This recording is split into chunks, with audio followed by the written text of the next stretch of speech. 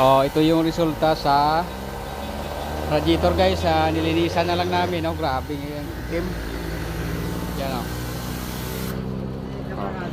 Yan. So, tinatanggal ko po yung condenser ng aircon natin para malinisan tong radiator niya kasi minsan daw tumataas yung temperature. Yan. So, yung dumi guys, oh.